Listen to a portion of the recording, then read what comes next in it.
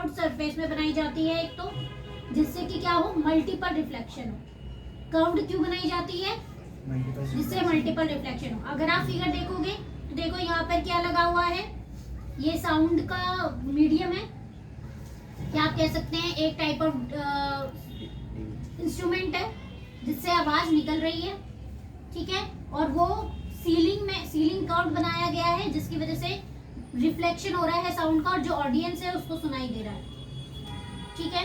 तो अब इसको पढ़ते हैं। Generally the ceiling of concert halls, conference halls and cinema halls are curved so that sound after reflection reaches all corners of the hall. तो curved क्यों बनाया जाता है? जिससे कि साउंड हर एक कॉर्नर तक पहुंच जाए।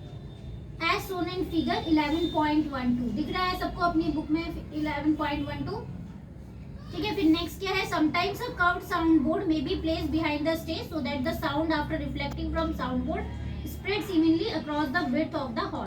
तो कई बार क्या किया जाता है, एक कर्व्ड साउंड बोर्ड भी स्टेज के पीछे रखा जाता है जिससे कि आवाज उससे भी टकराएगी तो क्या हो जाएगी, वो रिफ्लेक्ट हो जाएगी, ओके।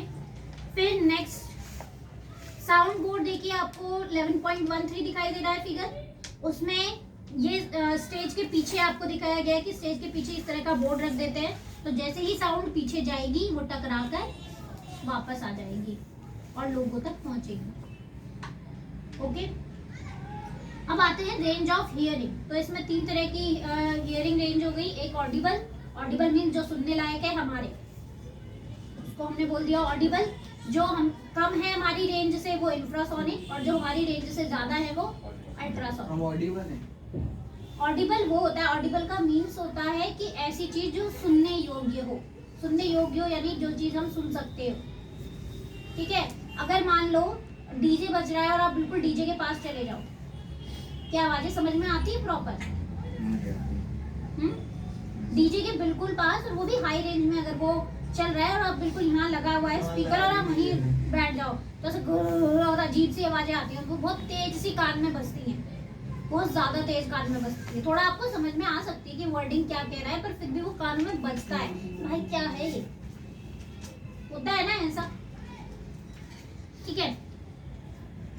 खैर ये डीजे में नहीं होता है ऐसा नॉर्मली कहाँ होता है, जैसे छोटे मोटे प्रोग्राम हो रहे हैं और एक छोटा सा हम जगह जगह रख देते हैं, डब्बे से रख देते हैं ना, और उस डब्बे के अगर आप पास पे बैठे हो तब वो इतना ज्यादा वियर्ड साउंड करता है ना।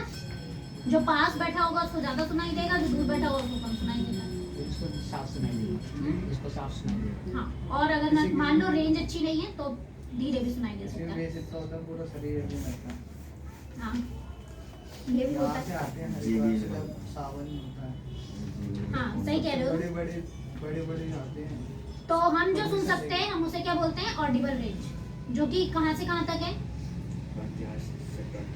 हाँ 20 हर्ट्ज से लेके 20,000 हर्ट्ज, ठीक है। अब अगर 20 हर्ट्ज से कम होगी तो उसको हम क्या बोलेंगे, इंफ्रासोनिक, और 20,000 हर्ट्ज से ज्यादा होगी तो अल्ट्रासोनिक, सिंपल सी बात है, ठीक है। फिर उल्लू कितने वो अल्ट्रासोनिक की रेंज में आएगा, यानी 20,000 से ज्यादा, ठीक है। अब देखिए यहाँ पे the audible range of sound for human beings extends from about 20 hertz to 20,000 hertz, ठीक है। कौन रीड करेगा इसको फटाफट?